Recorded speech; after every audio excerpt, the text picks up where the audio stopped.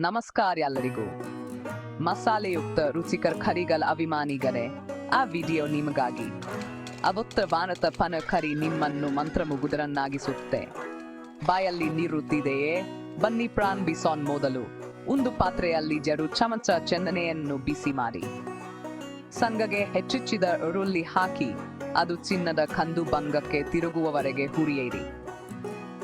ಆಗ ಶುಂಠಿ ಬೆಳ್ಳುಳ್ಳಿ ಪೇಸ್ಟ್ ಸೇರಿಸಿ ಕಚ್ಚಾ ವಾಸನೆ ಹೋಗುವವರೆಗೆ ಬೇಯಿಸಿ. ಇಲ್ಲಿದೆ ನೋಡಿ, ಹೆಚ್ಚಿದ ಟೊಮೆಟೊಗಳನ್ನು ಹಾಕಿ ಅವು ಮೆತ್ತಗಾಗುವವರೆಗೆ ಬೇಯಿಸಿ. ಆಗ ಮಸಾಲೆಯ ಸಮ ಅರಿಶಿನ, ಮೆಣಸಿನ ಪುಡಿ, ಕೊತ್ತಂಬರಿ ಪುಡಿ ಮತ್ತು ಒಂದು ಚಿಟಿಕೆ ಗರಂ ಮಸಾಲ ಸೇರಿಸಿ ಚೆನ್ನಾಗಿ ತಿರುವಿ ಬಂಗಗಳು ಸುಂದರವಾಗಿ ಮೀತಗುವುದನ್ನು ನೋಡಿ. ಆಗ ಪನ್ನೀರ್ ತುಂಡುಗಳನ್ನು ಹಾಕಿ ನಿಧಾನವಾಗಿ ಮಿಶ್ರಣ ಮಾಡಿ ತಾಜಾ ಪ್ರಾಮ್ ಸುರಿದು ಕೆಲವು ನಿಮಿಷಗಳ ಕಾಲ್ ಕುದಿಯಲು ಬಿಡಿ. ಕೊನೆಯಲ್ಲಿ ಒಣಗಿದ ಕಸೂರಿ ಮೆಂತ್ಯ ಎಲೆಗಳನ್ನು ಸಿಂಪಡಿಸಿ ಆ ಉತ್ತರ ಭಾರತ ರುಚಿಯನ್ನು ಸವಿಯಿರಿ. ಬಿಸಿ ಬಿಸಿಯಾಗಿ ನಾನ್ ಅವವ ಆನಂದದೊಂದಿಗೆ ಬಡಿಸಿ ಆ ಶ್ರೀಮಂತ ಕ್ರಮಿ ರುಚಿಯನ್ನು ಆನಂದಿಸಿ. ರುಚಿಯಾಗಿ ಅಡುಗೆ ಮಾಡಿ